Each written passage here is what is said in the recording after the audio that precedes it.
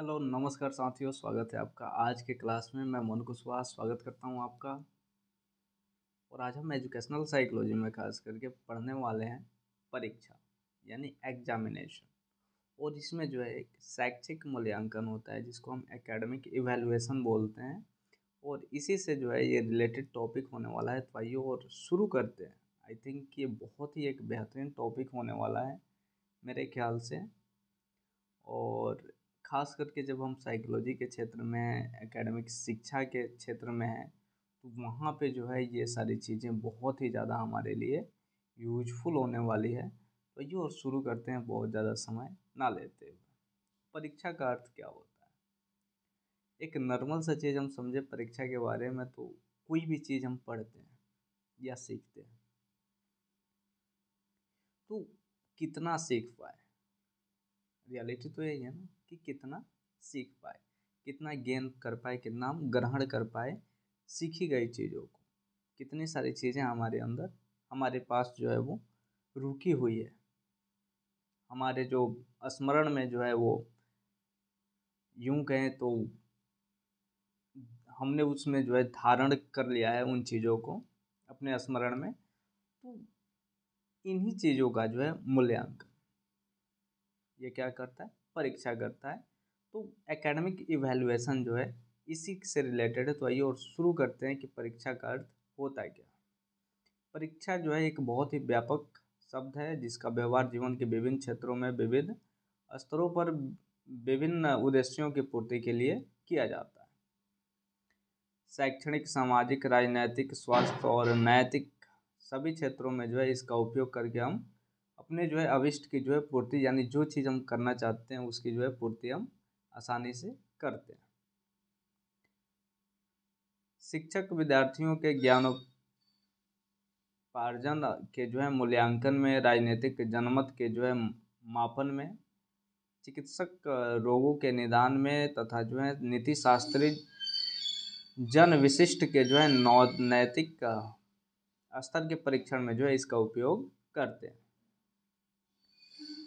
यदि सृष्टि को ईश्वर की एक लीला मान लिया जाए तो फिर जीवन परीक्षा के अतिरिक्त है ही क्या। रियलिटी है कि हमारी जो लाइफ में जो चीज़ें घटती हैं उसमें देखा जाए तो हर बार हमें परीक्षा देना पड़ता है। ये बात सही है।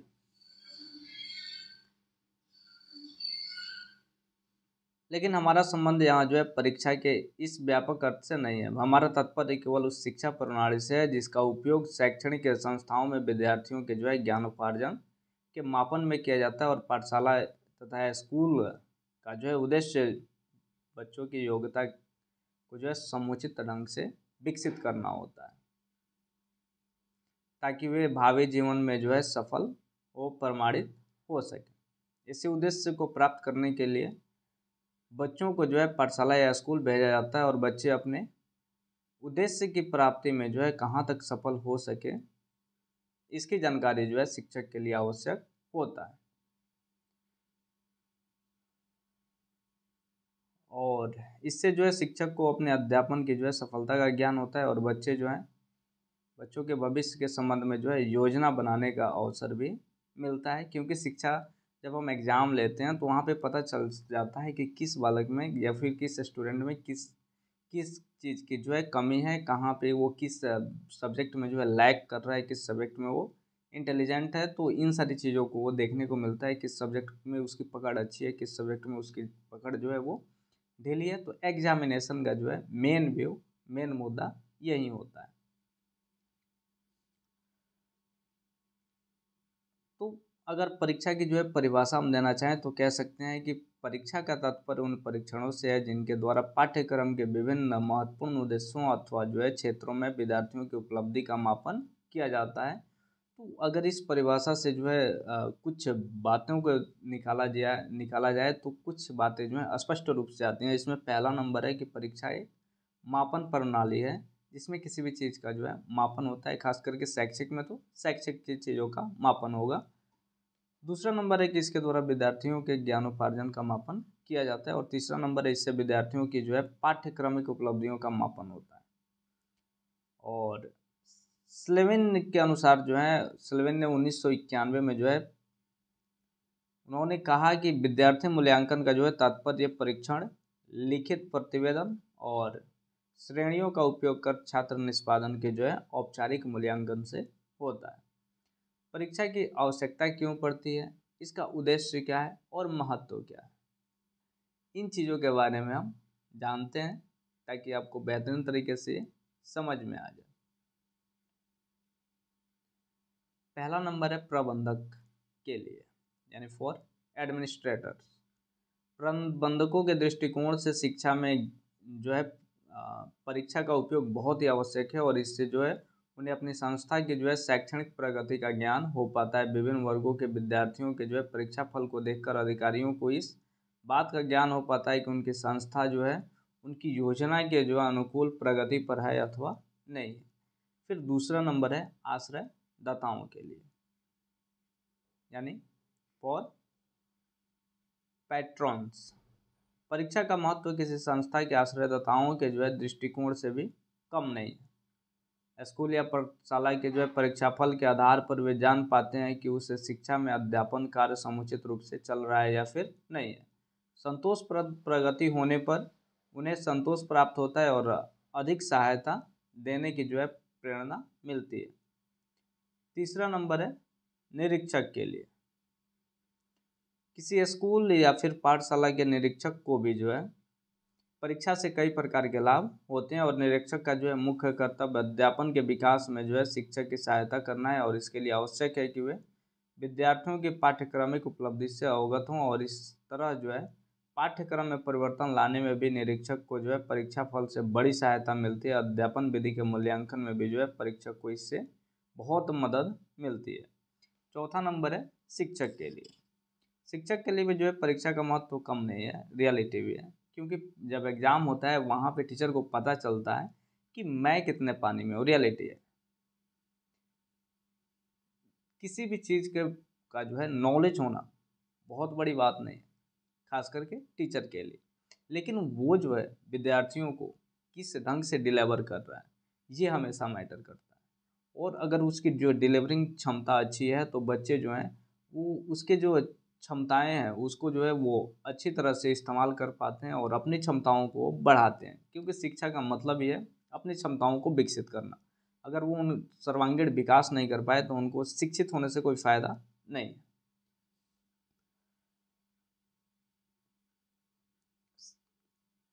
अपने स्कूल के परीक्षा फल के आधार पर शिक्षण विधि तथा अन्य अनेक शैक्षणिक समस्याओं के संबंध में अधिकारियों एवं निरीक्षकों को सही सुझाव देने में शिक्षकों को काफ़ी सुविधा होती है और इसके अतिरिक्त विभिन्न विषयों के विद्यार्थियों के स्थान के जो है निर्णय उनकी शैक्षिक उपलब्धि तथा आयु के संबंध में मूल्यांकन और उनकी जो है शैक्षणिक आवश्यकताओं के विश्लेषण, सामान्य एवं मंद बुद्धि के विद्यार्थियों के विभेद तथा उनके शिक्षा संबंधित कठिनाइयों के विश्लेषण में शिक्षकों को जो है परीक्षा फल में काफ़ी सहायता मिलती है और इसके अतिरिक्त अपने आत्म परीक्षण तथा छात्रों के सर्वेक्षण में भी पर्याप्त सहायता मिलती है। पांचवा नंबर है विद्यार्थियों के लिए।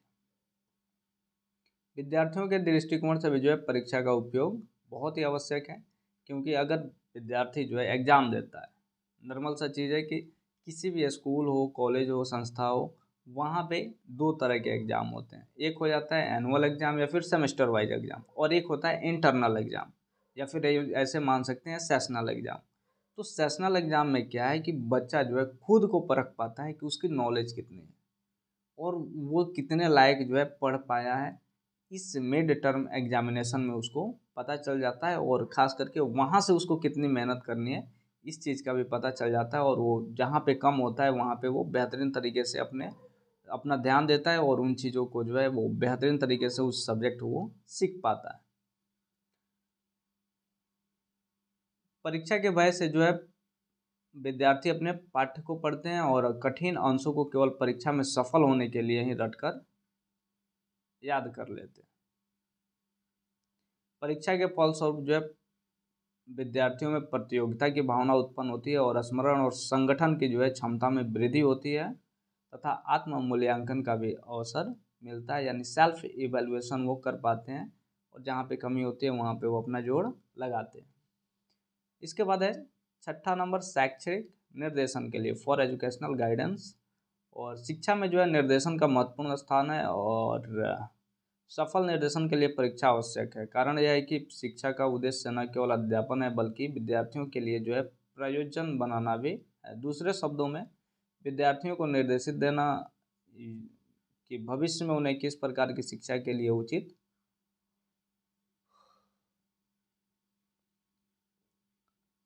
हो सकेगी।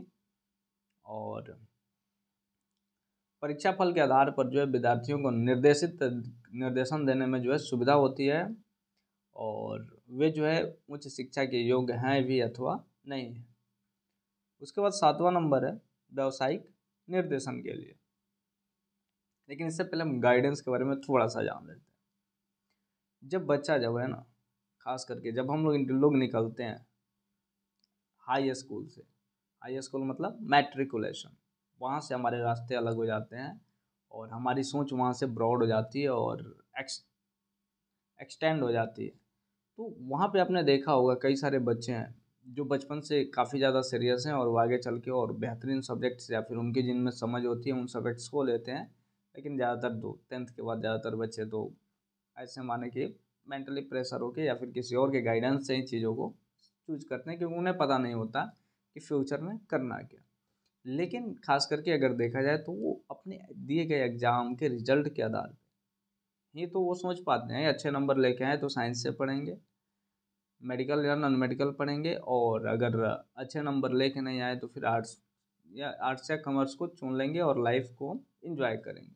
ऐसी ही सोच होती है। हालांकि कुछ बच्चे हैं जिनका जो सीरियस होते हैं लाइफ में और वो आर्ट्स लेके और भी कुछ कर सकते हैं, ऐसा नहीं है। तो वहाँ पे जो है निर्देशन उनके अंक के आधार पे लिया जाता है। इसके बाद है व्यावसायिक निर्देशन के लिए, 7वां नंबर है व्यावसायिक निर्देशन यानी फॉर वोकेशनल गाइडेंस।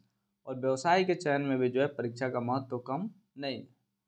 व्यावसायिक सफलता में जो है वृद्धि परीक्षण और अभिरुचि परीक्षण एवं मनोरुचि जो है परीक्षण के साथ साथ उपलब्धि परीक्षण का भी जो है मुख्य स्थान है। जिस विषय में विद्यार्थी की उपलब्धि अधिक होती है उसी विषय में जो है संबंधित व्यवसाय के लिए जो है उसे निर्देशित दिया जाता है।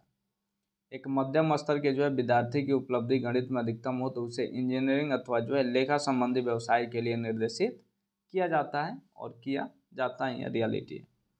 मानकीकृत अच्छी परीक्षा की जो है विशेषताएं क्या है, यानी characteristics of standardised good examination. तो ये और इसके बारे में हम देख लेते हैं ताकि आपको बेहतरीन तरीके से समझ में आ जाए। पहला नंबर है वैधता। भाई एक चीज़ याद रखना कि अगर सीधी सी बात है एग्जामिनेशन जो है अच्छे तौर पे हो रहा है, अच्छा एग्जाम हो रहा है, तो उसकी वो ना वैध होगा। वैध का मतलब हो जाता है वैलिडिटी उसकी होती है और हम कहीं पे भी उसको दिखा सकते हैं प्रमाणिक तौर पे, क्योंकि हम एग्ज़ाम दिए हैं। जैसे बिहार बोर्ड से ही अगर आप एग्ज़ाम दिए हो तो वहाँ पे आपको मिलता है, प्रमाण मिलता है। अगर आपने किसी सेंट्रल बोर्ड से एग्ज़ाम दिया है तो वहाँ पे आपको एक प्रमाण मिलता है कि भैया मैंने यहाँ से पास किया है।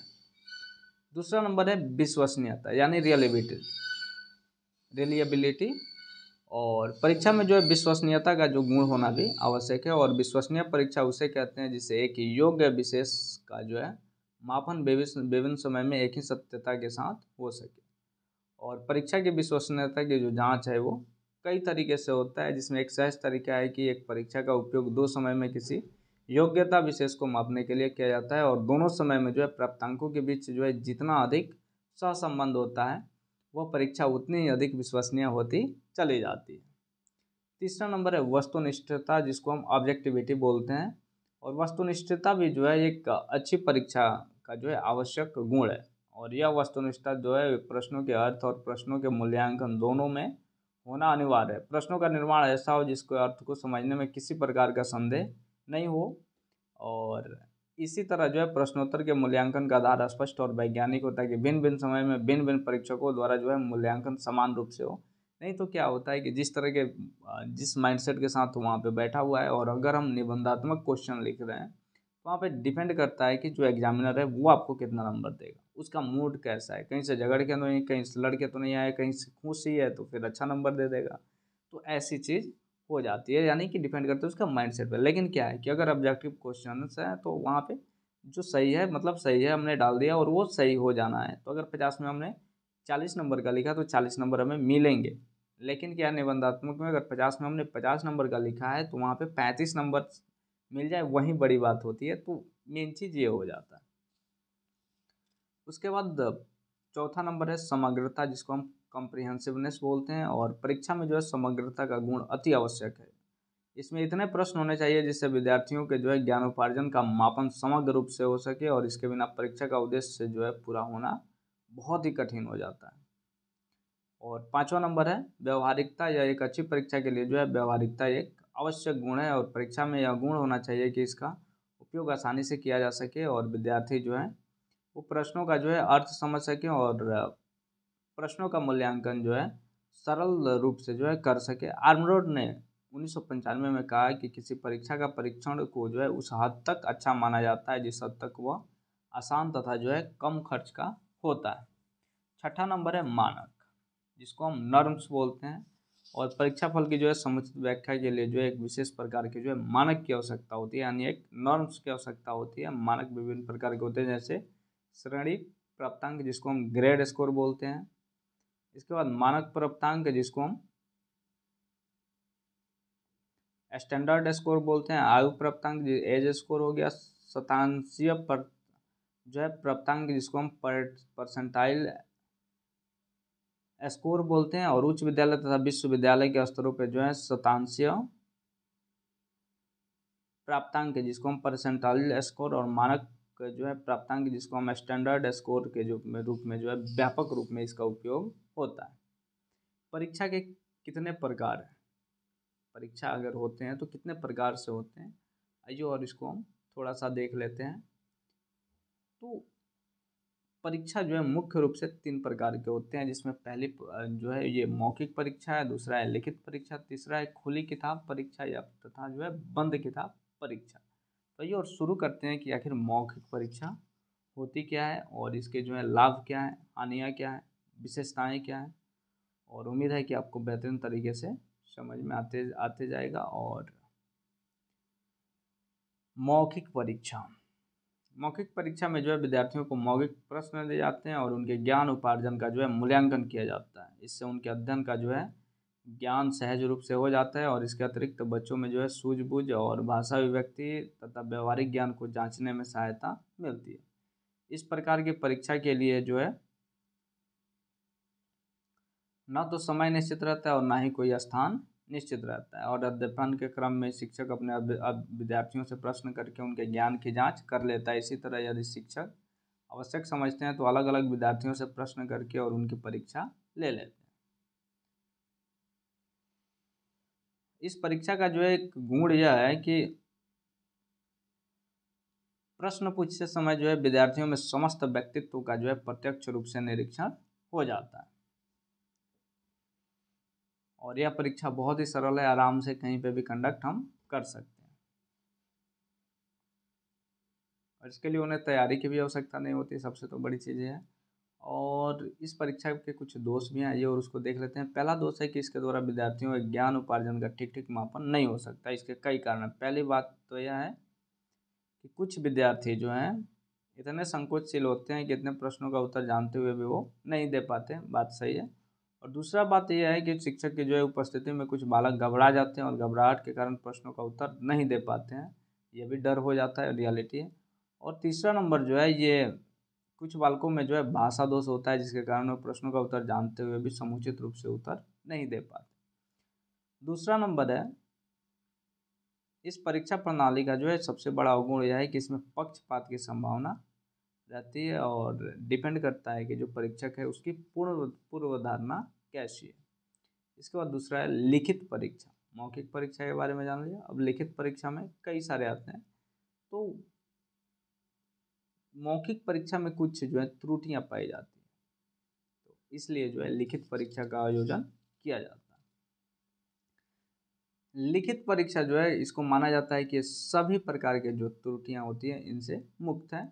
और जिसमें जो है निबंधात्मक परीक्षा आता है, और दूसरा नंबर है वस्तुनिष्ठ परीक्षा। तो आइए और दोनों की जो है चर्चा हम अलग अलग कर लेते हैं।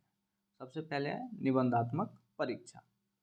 और परीक्षा की यह प्रणाली जो है पहले से भी प्रचलित थी और आज भी इसका उपयोग व्यापक रूप से होता है। पाठ्यक्रम के अधिकारियों तथा शिक्षकों द्वारा कुछ प्रश्न जो है चुन लिए जाते हैं और प्रयास किया जाता है कि प्रश्नों का चयन समग्र रूप से हो सके।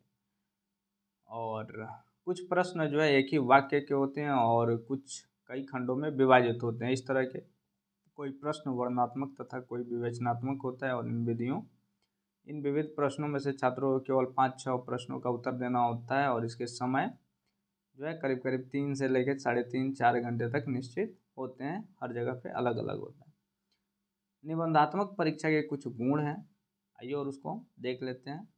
पहला, यह सुलभ विधि है, मतलब विद्यार्थियों के जो है ज्ञानोपार्जन के जांच के लिए यह एक सुलभ विधि है और इसका निर्माण में जो है शिक्षक और अधिकारियों की जो है अधिक कठिनाइयों का सामना नहीं करना पड़ता है और प्रत्येक पाठ से करीब 1-2 प्रश्न चुन लिए जाते हैं और विद्यार्थियों से जो है निश्चित समय में 5-6 प्रश्नों के जो है उत्तर लिखने के लिए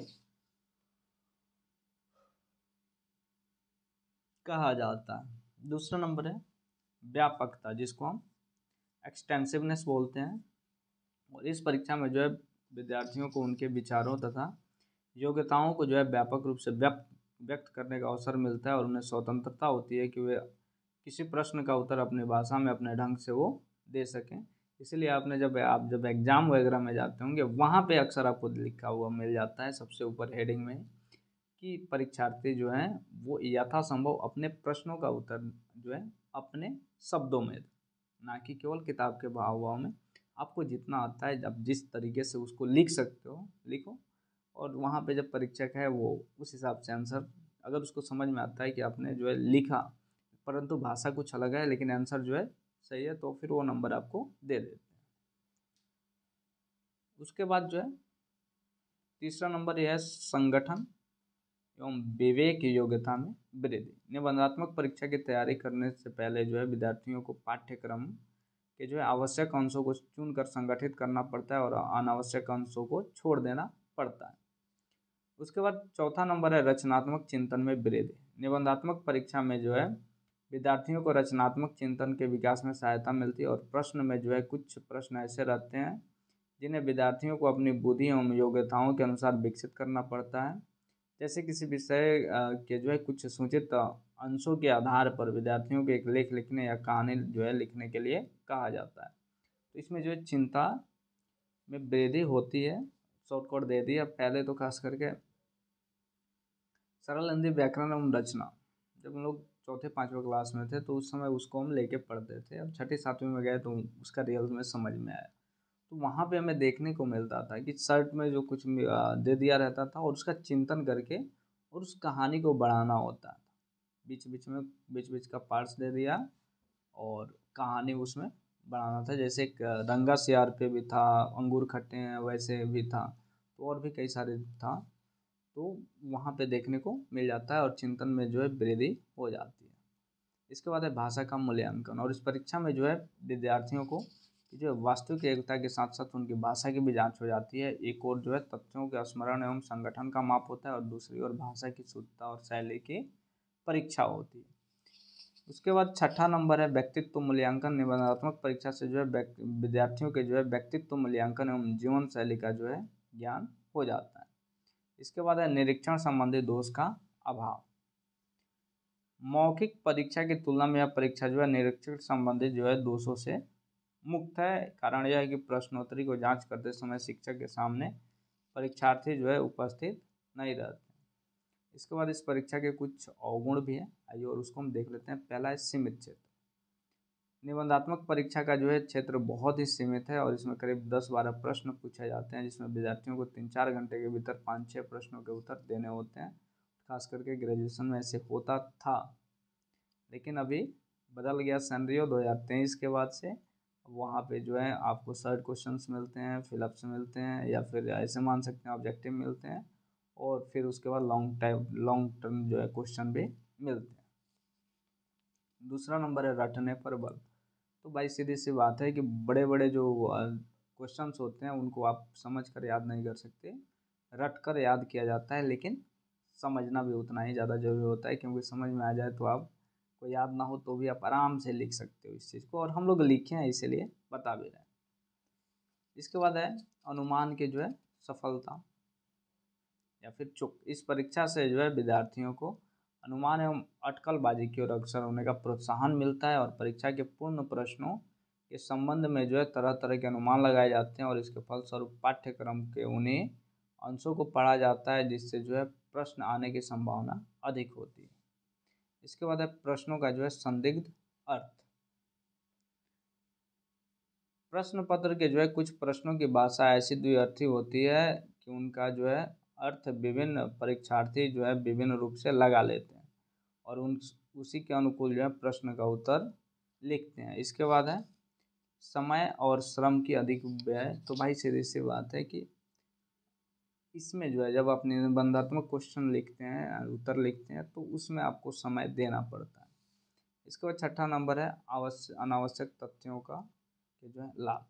निबंधात्मक परीक्षा में प्रश्नोत्तरों के जो है अनावश्यक अंशों के लिए भी जो है विद्यार्थियों को अंक मिल जाने की संभावना रहती है। कुछ विद्यार्थी इतने चतुर होते हैं कि प्रश्नों के सही उत्तर नहीं जानने पर भी कुछ अनावश्यक तत्वों को अपनी आकर्षण की भाषा की चादर में इस तरह लपेट देते हैं कि परीक्षक जो है प्रश्नोत्तर के महज बाह्य आकर्षण से प्रभावित होकर अंक दे देता है। इसके बाद सातवां नंबर है स्वास्थ्य के लिए हानिप्रद। यानी परंपरागत परीक्षा प्रणाली में जो है शिक्षक तथा विद्यार्थी दोनों के स्वास्थ्य के लिए हानिप्रद है। प्रायः देखा जाता है कि विद्यार्थी अपने अधिक समय जो है ये खेल कूद में बिताते हैं और अंतिम समय में परीक्षा की तैयारी के लिए जो है दिन रात कड़ी मेहनत करते हैं। रियलिटी भी है और इससे उनका शारीरिक और मानसिक स्वास्थ्य गिर जाता है और इस तरह जो है थोड़े समय में सैकड़ों उत्तर पुस्तिकाओं को जांचने के लिए जो है परीक्षकों को काफ़ी परिश्रम करता है और इसका जो है बहुत ही बुरा प्रभाव उनके स्वास्थ्य पर पड़ता है। पैसे तो मिलते हैं परंतु दिक्कत भी होता है। इसके बाद आठवां नंबर है मूल्यांकन का अवैज्ञानिक आधार। निबंधात्मक परीक्षा की सबसे बड़ी त्रुटि उत्तर पुस्तिकाओं को जो है जांचने का अवैधानिक जो है ये अवैज्ञानिक आधार है और उत्तरों को जो है जांचते समय परीक्षकों के सामने कोई मापदंड नहीं रहता। सभी परीक्षक जो है अलग अलग जो है सभी परीक्षकों का जो भी अलग अलग व्यक्तित्व मापदंड होता है और इसलिए एक ही उत्तर पर विभिन्न परीक्षकों द्वारा विभिन्न अंक दिए जाते हैं। यहाँ तक कि एक ही परीक्षक विभिन्न समय में एक ही उत्तर पर विभिन्न अंक देता है। रियलिटी भी है और इसमें जो है परीक्षक का जो है व्यक्तिगत दृष्टिकोण क्या है उस प्रश्न पे इसका भी प्रभाव पड़ता है और परीक्षक की जो है पूर्ण धारणा या फिर पक्षपात ये भी हो जाता है और परीक्षक की मनोदशा क्या है, सही है तो ठीक है, अदरवाइज अच्छे अच्छे प्रश्नों के भी उत्तर आंसर काफ़ी कम मिलते हैं। इसके बाद अपर्याप्त समय।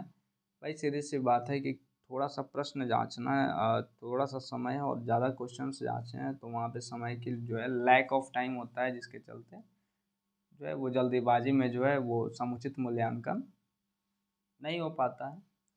निबंधात्मक परीक्षा में जो है सुधार के उपाय क्या हैं? तो अगर प्रश्न रचना में सुधार किया जाए, जैसे सीधी सी बात है कि क्वेश्चंस जो है बहुत बड़े बड़े उत्तर ना दे के, बड़े बड़े उत्तर वाले क्वेश्चंस ना दे के, दीर्घ उत्तरीय क्वेश्चन ना दे के अगर छोटे छोटे टर्म के क्वेश्चंस दिए जाएँ, शर्ट आंसर्स वाले क्वेश्चंस दिए जाएँ तो आई थिंक कि विद्यार्थी भी नहीं उबेगा और परीक्षा जो टीचर है वो भी नहीं उबेगा और वो आराम से चेक कर सकता है। जहाँ 3 से 4-5 लाइन के आंसर्स होते हैं और जहाँ पे करीब करीब 200 से 300 400 500 शब्दों के उत्तर हम लोग खुद लिखते हैं तो वहाँ पे ये वाली बात थोड़ी सी अलग हो जाती है। इसके बाद मूल्यांकन में सुधार। तो उत्तर पुस्तिकाओं के जो है मूल्यांकन में सुधार करके और निबंधात्मक परीक्षाओं की जो है परीक्षा की त्रुटियों को एक बड़ी हद तक जो है वो दूर किया जा सकता है। परीक्षकों को चाहिए कि एक साथ मिलकर एक समान मापदंड बना ले और इसी के आधार पर जो है प्रश्नोत्तरी का जांच करें। तीसरा नंबर है परीक्षक में सुधार। निबंधात्मक परीक्षा को जो है उपयोगी बनाने के लिए परीक्षकों को में जो है सुधार होना भी आवश्यक है। उत्तरों की जांच करते समय परीक्षक की पूर्वधारणा, पक्षपात एवं अन्य व्यक्तिगत कारण तत्वों से जो है वो मुक्त होना चाहिए। चौथा नंबर है मूल्यांकन के लिए पर्याप्त समय। भाई सीधी सी बात है, अगर आपने क्वेश्चन दिया है तो आंसर के लिए भी समय दिया जाना चाहिए।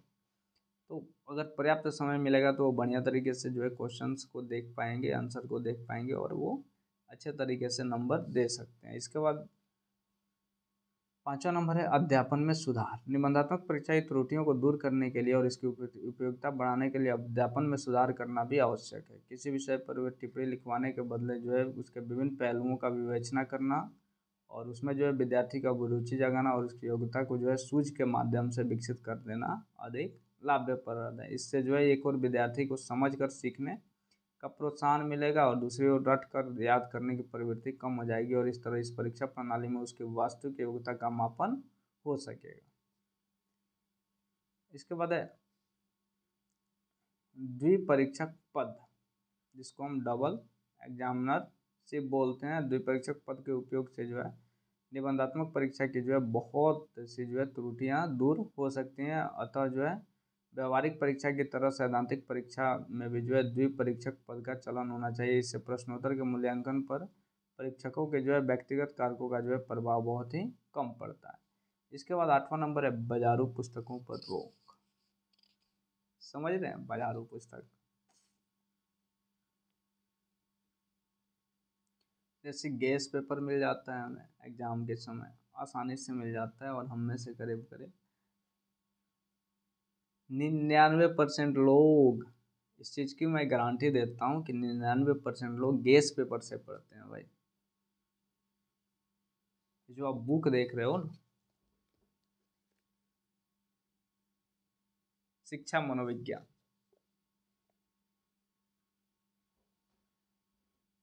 मैं गारंटी के साथ कह सकता हूँ कि मुश्किल से 2 से 3% लोग पूरी बुक को पढ़ेंगे और आई थिंक 1% लोग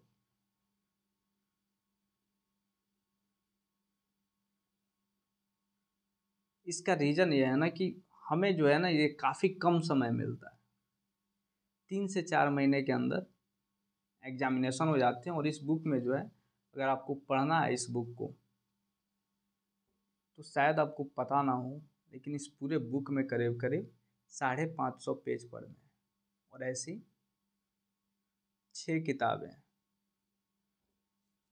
तो 3200 से 3300 पेज पढ़ना है। तो कोई किताबी कीड़ा ही पढ़ सकता है, रियलिटी बता रहा।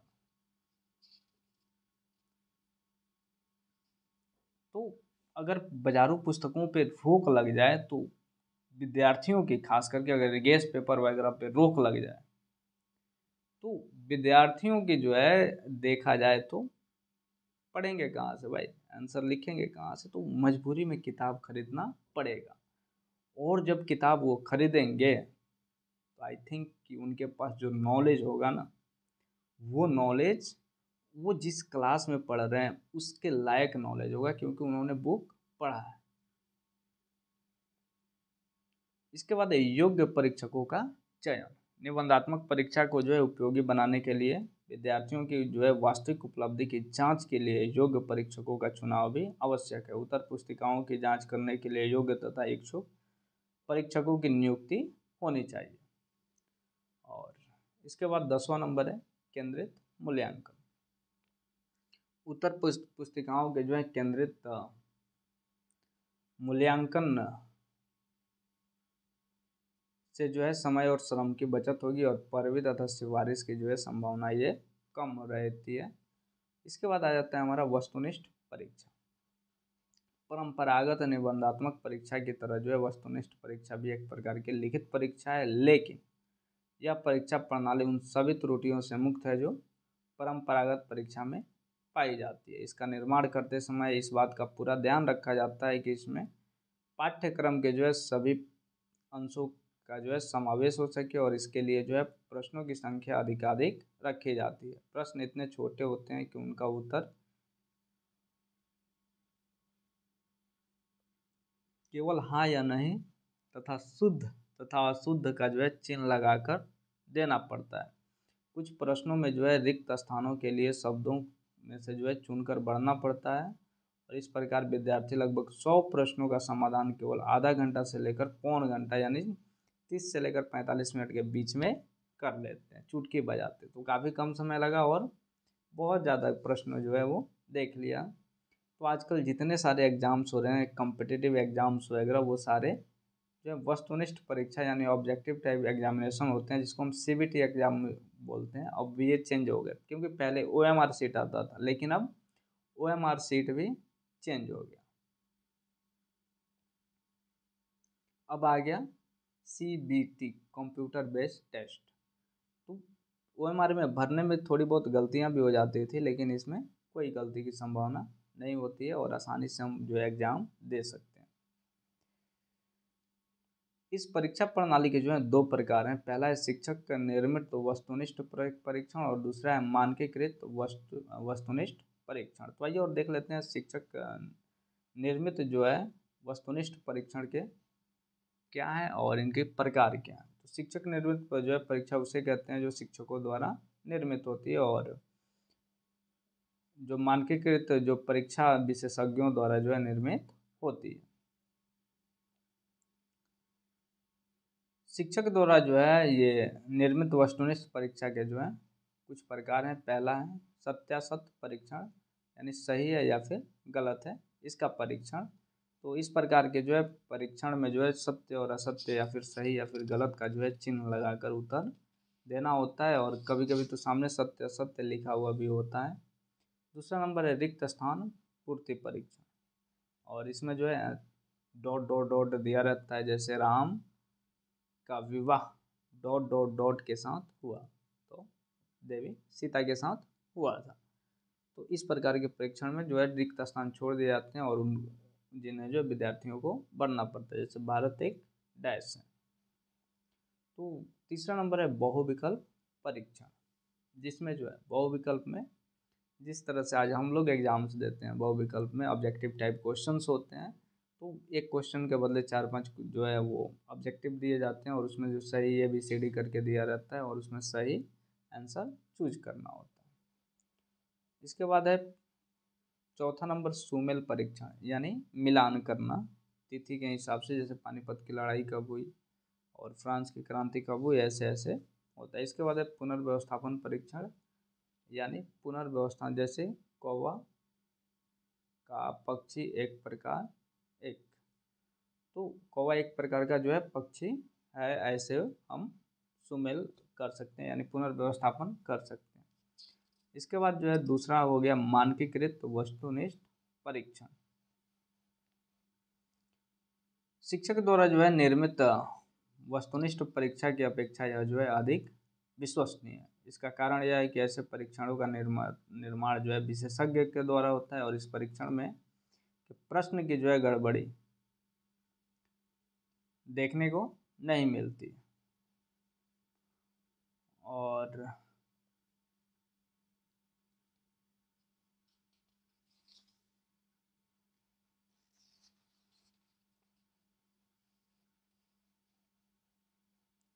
जैसे शैक्षिक उपलब्धि जो है इसके बारे में शिक्षा आयु बट्टा वास्तविक आयु गुना 100, ऐसे ही जो है EQ इज इक्वल टू जो है EA/CA इंटू 100। तो हमने ये वाला देखा था, तो जिसमें मानकीकृत समूह के जो अनुपात में निकाला जाता है, इससे स्पष्ट हो जाता है कि उस विद्यार्थी की जो है शैक्षिक उपलब्धि कितनी है और कितनी नहीं है। तो वास्तविक वस्तुनिष्ठ परीक्षा के जो है कुछ गुण हैं, और आइए इनको हम देख लेते हैं ताकि आपको समझ में आ जाए। तो पहला नंबर है श्रम और परिश्रम, जो है समय और परिश्रम की बचत होती है वस्तुनिष्ठ से, आसानी से हम कम समय में ज़्यादा प्रश्नों का उत्तर दे सकते हैं। इसका व्यापक क्षेत्र, भाई सीधी सी बात है कि कम समय में और ज़्यादा से ज़्यादा जो है क्वेश्चंस को हम जो है शामिल कर सकते हैं इस एग्जामिनेशन में। विवेक पर बल दिया जाता है, क्योंकि रट कर याद ये नहीं किए जाते हैं, समझ कर याद किए जाते हैं, तो फिर ये बेहतरीन तरीके से समझ में आते हैं। इसके बाद चौथा नंबर है मूल्यांकन का समान मापदंड। इस आंसर सबके लिए सेम ही होता है, तो मूल्यांकन करने में कोई भी नहीं होता। जैसे एक क्वेश्चन 1 नंबर का है तो 1 नंबर ही मिलेगा, उसको आधा नंबर नहीं मिल सकता है सही हो तो। इसके बाद पूर्व धारणा या फिर जो है पक्षपात का अभाव नहीं होता है। रियलिटी भी है कि पूर्व धारणा और पक्षपात का अभाव नहीं रहता है, सही है मतलब सही नंबर मिल जाता है।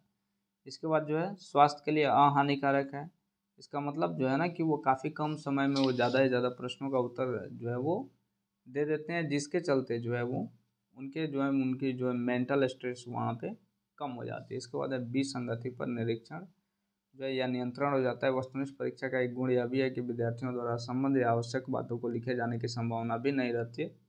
प्रश्न इस प्रकार के होते हैं कि विद्यार्थियों को हाँ या नहीं में उत्तर देना पड़ता है। इसके बाद है वस्तुनिष्ठ परीक्षा की जो है दोष या फिर सीमाएं क्या हैं। तो निर्माण संबंधी कठिनाई होती है भाई, सीधी सी बात है कि बहुत बड़े पूरे बुक से निकालना है और ऑब्जर्व करना है, और विद्यार्थियों की जो है जिससे क्षमता का मापन हो सके। ऐसा नहीं है कि नॉर्मल क्वेश्चन दे दिए, बिल्कुल नहीं। कुछ नॉर्मल होंगे तो कुछ हार्ड भी होंगे, ताकि जो है बच्चों की जो है वो टेस्ट हो सके, एबिलिटी टेस्ट हो सके। इसके बाद जो है स्मृति निर्माण, सीधी सी बात है कि इस परीक्षा का जो संबंध यह भी कहा जाता है कि इसके द्वारा जो है स्मृति निर्माण का मापन हो पाता है, जिससे विद्यार्थियों के विवेक तथा जो है ज्ञान की गहराई की परीक्षा नहीं हो पाती। और इस परीक्षा में जो है सीधी सी बात है कि विद्यार्थी चाहे तो रट कर भी आराम से लिख सकता है। इसके बाद है तथ्यपरक परीक्षण यानी वस्तुनिष्ठ परीक्षण। वस्तुतः जो है एक तथ्यपरक परीक्षण है, और इससे जो है केवल इस बात की जांच होती है कि अमुक विद्यार्थी ने अपने पाठ्यक्रम के तत्वों को जो है किस हद तक याद किया। इसके बाद जो है अनुमान के द्वारा हल करना। सीधी सी बात है कि अगर 1 से लेकर 100 क्वेश्चंस का आंसर देना हो तो हम डायरेक्ट हम बी भी मारते जाएं तो करीब करीब हमारे 35 से 40 आंसर सही होने की संभावना रह ही जाती है। तो बच्चे पास भी हो सकते हैं, चाहे वो कुछ नहीं जानते हो तो भी। तो थोड़ा सा ये भी फॉल्ट है। इसके बाद लेखन क्षमता की उपेक्षा। वस्तुनिष्ठ परीक्षा के जो है उपयोग से विद्यार्थियों की लेखन क्षमता को जो है बढ़ाने को जो है प्रोत्साहन नहीं मिलता है। जीवन में सफलता प्राप्ति के लिए ज्ञान के साथ साथ लेखन क्षमता की आवश्यकता होती है, और यह क्षमता के विकास के अभ्यास का जो है महत्वपूर्ण हाथ है। लेकिन इस परीक्षा प्रणाली में विद्यार्थियों को लिखने का अभ्यास नहीं हो पाता है, जिससे जो है लेखन क्षमता उपेक्षित होती है। इसके बाद जो है निबंधात्मक तथा जो है वस्तुनिष्ठ परीक्षा में जो है तुलनात्मक अध्ययन, आइए थोड़ा सा देख लेते हैं। पहला नंबर है निबंधात्मक जो है परीक्षा की अपेक्षा जो वस्तुनिष्ठ परीक्षा का क्षेत्र अधिक व्यापक है। निबंधात्मक परीक्षा में प्रश्नों की संख्या जो है कम होने के कारण जो है संपूर्ण पाठ्यक्रम को समेटना संभव नहीं हो पाता है। दूसरी ओर जो है वस्तुनिष्ठ परीक्षा में पूरे पाठ को हम समेट सकते हैं। इसके बाद दूसरा नंबर है निबंधात्मक परीक्षा में असंगत एवं अनावश्यक तत्वों के शामिल हो जाने की जो है ये संभावना रहती है, जबकि वस्तुनिष्ठ परीक्षा में इस बात की जो है तनिक भी संभावना नहीं रहती है। तीसरा नंबर है निबंधात्मक परीक्षा का निर्माण जो है वस्तुनिष्ठ परीक्षा की जो है अपेक्षा बहुत ही सरल होता है। चौथा नंबर है निबंधात्मक परीक्षा में वस्तुनिष्ठ परीक्षा की अपेक्षा रटने पर अधिक जोर दिया जाता है। पाँचवा नंबर है निबंधात्मक परीक्षा में जो है लेखन शक्ति का जो है अच्छा अभ्यास हो जाता है, और परीक्षा में सभी प्रश्नों के उत्तर लिख सकें इसके लिए विद्यार्थी पहले से ही लिखने का अभ्यास करते रहते हैं। इसी प्रकार जो है उनकी लेखन शक्ति बढ़ती जाती है। इसके विपरीत वस्तुनिष्ठ परीक्षा से में जो है लिखने का अभ्यास नहीं हो पाता है। इसके बाद है खुली किताब परीक्षा और बंद किताब परीक्षा। इस तरह के परीक्षा में जो है छात्रों को जो है पुस्तकों को खोल कर देखने की अनुमति होती है, और वे आवश्यकता अनुसार जो है किताब को खोलकर समस्या का समाधान करते हैं। जबकि बंद परीक्षा में यहाँ कोई अनुमति नहीं होती, वो किताब खोलना तो क्या किताब लेके जा भी नहीं सकते। और इसमें जो है प्रत्यायन और पुनर्शिक्षण पर अधिक बल दिया जाता है, और दोनों के आधार पर जो है धारणा की जांच की जाती है। तो दोस्तों ये है था हमारा चैप्टर जिसमें हमने सीखा शैक्षिक मूल्यांकन, और ये एग्जामिनेशन से संबंधित चैप्टर था। तो उम्मीद है कि आपको समझ में ज़रूरी आया होगा, और फिर कल मिलते हैं एक नए चैप्टर के साथ।